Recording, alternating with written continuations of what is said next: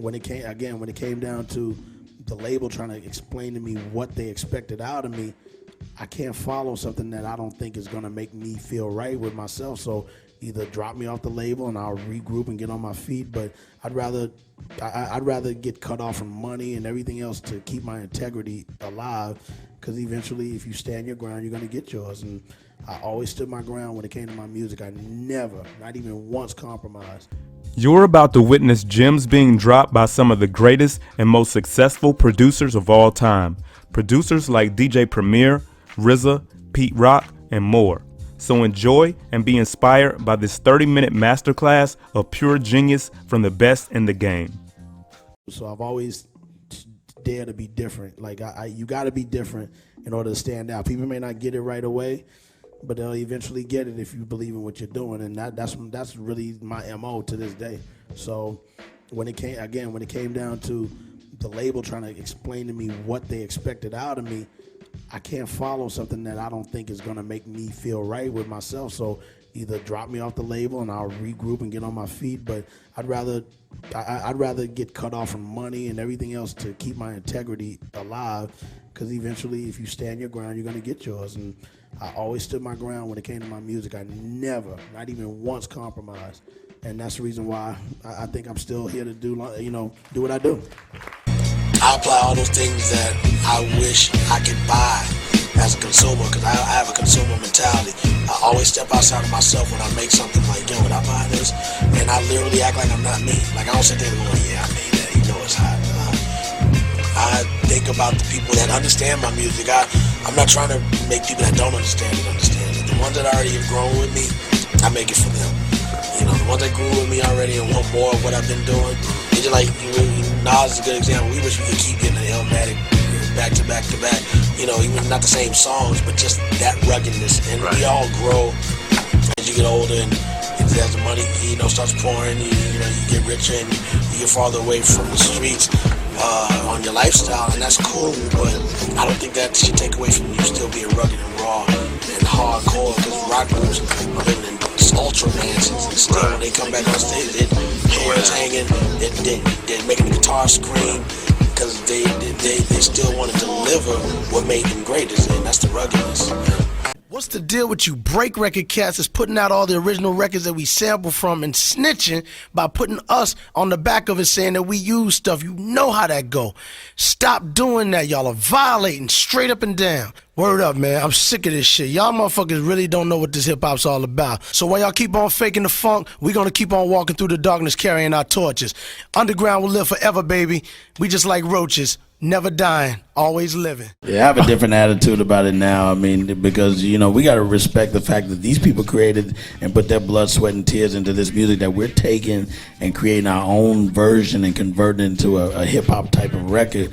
And, we didn't understand the laws and all that back then, and we weren't getting sued. Then I started getting lawsuits. A lot of us, because, again, we didn't really look at it in the vein of the respect that these artists deserve that we sample from. Now I clear samples and stuff, even still to this day, even though it's a different era and we're independent now and stuff like that. But if it's on a level, if it's something that's chopped, like super diced up, I still just chop it. But if it's something that's either looped where I know, man, they're gonna know that, I'm gonna go ahead and get it clear. We just now have the respect of clearing it based off of they gave us those sounds, and the newer artists don't really make those sounds anymore, that dirty raw 70s soul, and that's what we were driven by, because that was our young music when I was a little youth, you know what I'm saying? A little youth. Just to stay passionate, keep the passion in your heart. If music is what you love, then let it show, you know what I'm saying? Be passionate about it. And me, I breathe this, you know what I'm saying? So basically, I would just tell people the same thing. Like you have to make it your life. Still giving you that vintage, real music, original sound that I always have. You know what I'm saying? I always felt that was very important in music, is to be original and to not, follow one sound you hear on the radio constantly. It's about having your own identity and building your own following. You know, when you can be successful at that, then you'll be your own individual out here with people trying to follow your footsteps. How I do it is, you know, like sometimes I'll start out with the beat first, you know what I'm saying? And then I'll have someone come in, spit on it, like, you know, on some vocals or whatever, and then I arrange the music around what he or she is saying, and make it more exciting. Like, shorten to the point is much better, you know, because people, when it's already over, they want to hear it again. And I'll take kicks and snares from records. I don't usually use library stuff, you know. For me, you can't find certain snares in the library. You know, some things you just hear on the record, you're like, whoa. I'll take a drum loop that's 2 bars, even a half of, not even. I'll take something that's a quarter of a bar, like a kick and a snare that goes boom, back, but there's enough air between it, it sounds like it's just played together. You know, when you make a classic, to make something better or close to it, no, you just gotta do what you gotta do. However it comes out of you, it comes out of you. You know what I mean? People don't understand that you know, you can't match Illmatic by making a new album saying, okay, I'm gonna make a Life of a Bitch record, I'm gonna make this. You could try, you know, and you could come a little bit close to it, but it will never be topped. Like, that's just like somebody telling me to make a better version of Troy. It can't be done. Thrift shops, garage sales, if you want to go there, you know, I've gotten a lot of stuff from places like that. Then it goes to digging all over the world, you know, and seeing it other places. Like, wow, look at this little shack with, don't look like nothing's in there. You go in there, it's dust and it's crazy. You gotta wear gloves, masks, and you dig and you find stuff. There's so much out there, you know, that people don't know or never heard. Samples are everywhere. It's all about how you hear them. That's what makes the word originality so important.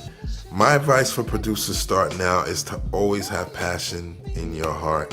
When you love what you do passionately, you'll be successful no matter what. Whatever it is in this world that you're trying to do. With the help of, you know, friends, my cousin Heavy D always telling me stay inspired, and you know, you put your mind to it and you put your best foot forward. The beautiful thing is that there are footprints left by those who've done it, you know? And the best way is to study that. To study those who've already done what you want to do. You know, we live on a civilization. We say this is the greatest country in the world, but our seal is a pyramid with an eye on it. You know what I mean? Because they did it before, and they may have failed for some reason or something happens, but it was just a strong enough example, right, to take us further. You know, Elon Musk is sitting here trying to do better than what the rocket builders did before. He's not the first one to build the rocket. He's not the first guy to think of the electric car. He's doing it better. He's advancing it to the point that whoever picks up after him, maybe they'll get to that flying car. Mm-hmm. So that's the beauty. There's a good verse. I love finding verses to say things to confirm, because this way people could take it verbally, physically, and then maybe even spiritually. But Krishna just said a verse. He said, the fastest way to heaven is by spending time or studying the wise people, meaning the wise people who was living and those who lived before you.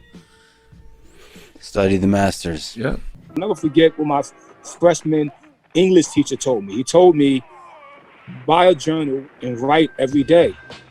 And that became prominent for me, because whether I'm writing lyrics or songs or now screenplays, the exercise of writing is so important. So I would advise anybody out there to write, because everybody has a story to tell. And one thing I can say to you, you asked me earlier about the creative process. Yeah.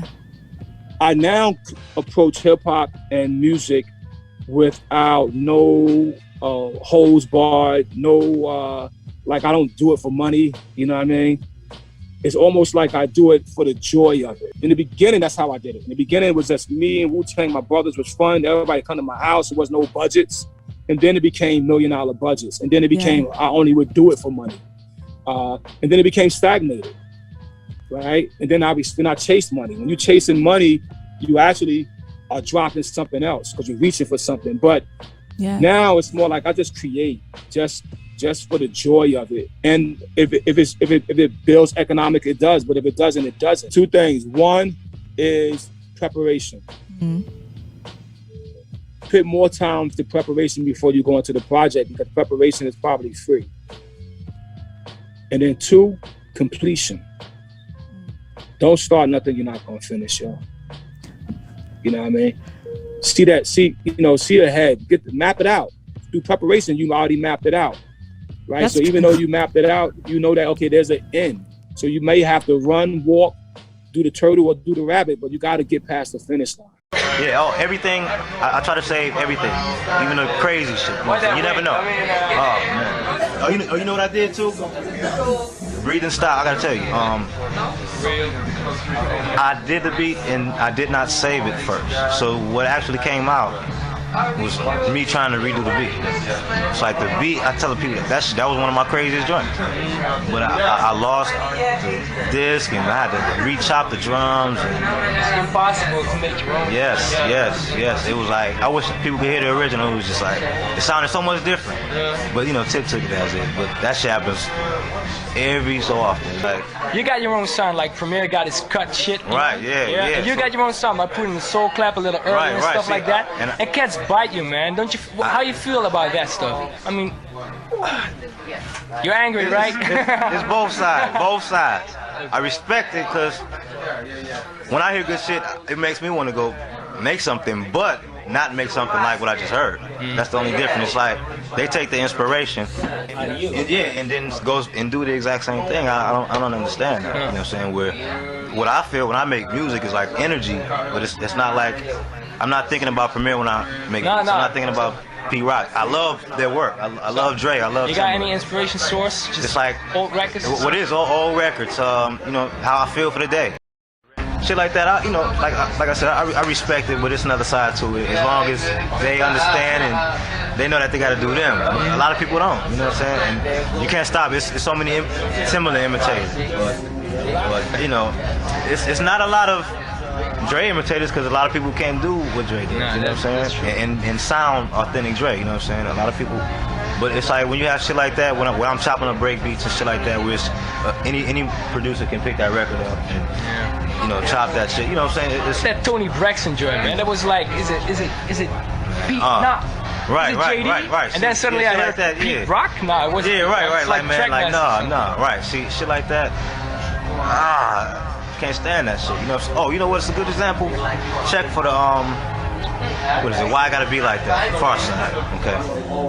And then listen to Do for Love by Tupac.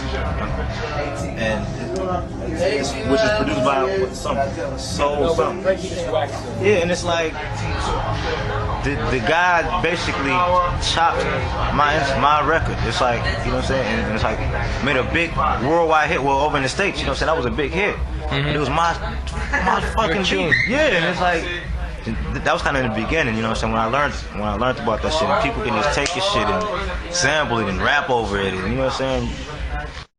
When I make my music, you know what I'm saying, I want people to feel what I feel. I want them to feel that energy that whatever it was. Yeah, that's all it is. Because I make it straight from the heart. So it's like, to be taken for anything else is crazy to me. This video is sponsored by Monev360 of Back to the Boom Bap's drum kit called Back to the Breakbeats. If you're a boom bap producer, you'll definitely want to get this drum kit. It has kicks like this, snares like this, hi-hats like this, and drum loops or breakbeats like this. So you can use the drum hits, you can use the drum loops, you can chop up the loops, you can use them as is, you can do whatever you want to do.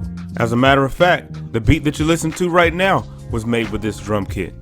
It doesn't matter what DAW you use or what hardware you use, you can use this drum kit. So if you want to make dope boom bap beats, then you gotta get Back to the Breakbeats. It will be linked in the description or in the pinned comment below.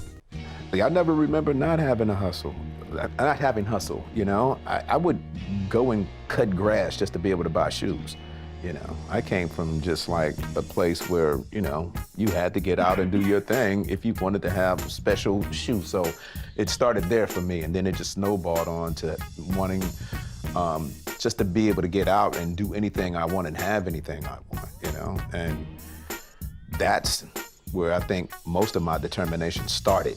I don't like the business aspect of it. I just want to be an artist, but I know I have to make sure my business is right in order for me to be able to do what I love to do. You know, so I have to take care of that, but I don't like it. I like creating. It was just me trying to figure it out and just learning things and picking up different tidbits from people that I admired, you know, and fortunately, I was able to just sit and just like really focus on developing my skill and keep pushing it. I'm still pushing it. I'm still learning to this day because I actually feel like I can be better and I can do better things. But maybe that's just one of the things that drives me still. I just wanna inspire and be inspired. You know, I guess the thing that I'd like to leave is, you know, kids to look up to me that grew up in similar places like the place that I grew up, and say I can do that as well. Because, you know, my ice is no colder than yours, you know? If I can do it, you can do it. That's my thing, you know? I don't think I'm better than anybody. You know, I feel like there are producers and musicians out there that are much better than me that if they have the same drive, they can do even bigger and better things that I've done in my career. There's some kid somewhere right now that could be the next Dr. Dre or Jimmy Iovine that can come out and just do some amazing things that we would have never even thought about. So, you know, I guess that's what I would say my legacy would be, or that's what I would like my legacy to be. Just know your business and know what you're getting into before you get into it, straight up, because this is a fucking dog-eat-dog world, straight up. The record business. As far as longevity is looking at people that have made it in the business. You know, Quincy Jones, people like that. That's my mentor right there, because he started at a young age the same as I did, and he's still doing his thing and having fun with it. You know, it ain't about who has the flyest car, who has the most jewelry, you know. It ain't about that. It's about saving and preparing yourself for when your shit ain't happening no more, you know, because it's going to happen sooner or later. You know, you never know when, you know. When Dr. Dre falls off, if and when that happens, I'm cool. I'll never have to touch another button as long as I live, straight up. I'm cool, you know. And that's what you have to think. You have to say, okay, I know I'm gonna fuck off some money, so let me put this money over here to fuck off, right? And let me save this. Let me save this. Take care of your taxes, take care of all that shit. You gotta make sure you're prepared when the shit gets thick. First of all, you have to make sure that this thing is for you and it's who you are, and you're built for this, you know, and then you have to give it the passion that's necessary. You know, like I said, I don't do it for the money. The money is gonna come. I do it because of the love that I have for it, you know what I'm saying? If I was a plumber or something like that, I still would make hip hop records. That's how much love I have for it, you know? I feel like right now, I've been in the game close to 27 years, and I've actually thought about this just recently. Out of the entire my 27-year career, there's only been 2 weeks that I've been out of the studio. I've never been out of the studio longer than 2 weeks in my entire career. That's how much love I have for this thing that I do. So that's the thing, just the passion that you have for it, and really, really put your all into it, and make sure that your word is the last word. That way, you don't play the blame game or anything like that. If it comes out hot, it's on you. If it doesn't come out hot, it's on you. You know what I'm saying? That's all it is to it. Always stay persistent, but you're gonna have falls and bumps.